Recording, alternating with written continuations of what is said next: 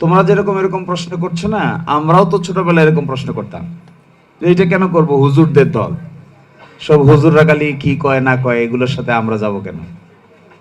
আমরা তো খুব আলট্রা মডার্ন ছাত্র ছিলাম, আমরা খুব আলট্রা মডার্ন ফ্রন্ট বেঞ্চের ছাত্র ছিলাম, ব্যাক বেঞ্চার ছিলাম না কোনো কালেই। কিন্তু শিবিরের লোকদের মধ্যে একটা ইউনিকনেস আছে। ইউনিকনেসটা হলো যত না বেশি এখানে রাজনীতি আছে, তার চাইতেও বেশি আছে জীবনকে গঠন করার উপাদান। এই জীবনটা গঠন করতে গেলে যে ধরনের এলিমেন্টস লাগে, এই এলিমেন্টসগুলো যদি তুমি খোঁজো রাজনৈতিক মুর্দাবাদ আর জিন্দাবাদের বাইরে গিয়ে যদি খোঁজো, তাহলে দেখবা খুবই টাচি ইস্যু। আমি বিভিন্ন সময় ইন্টারভিউ বলেছি যে আমার যিনি দায়িত্বশীল ছিলেন উনি আমারে সকালবেলা এসে ফজরের নামাজে ডাকতেন।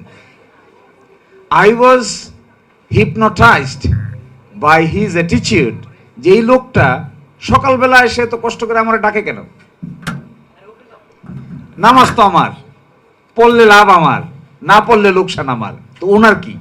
আরেকটা জিনিস দেখতে পাবা, হিসাব কিতাব।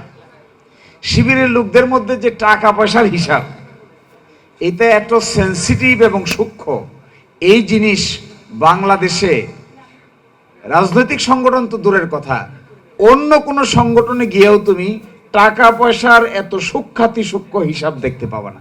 আমি এক সময় এফ রহমান হলের শিবিরের টাকা পয়সা সম্পাদক ছিলাম।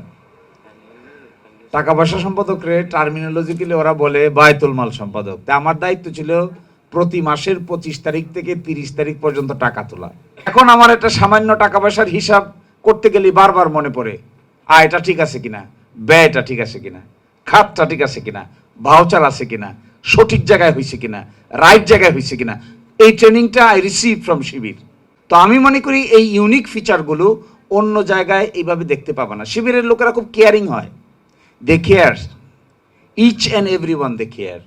If anybody criticizes Shibir for any reasonable cause, it is the Shibir's responsibility is to make it amended instantly.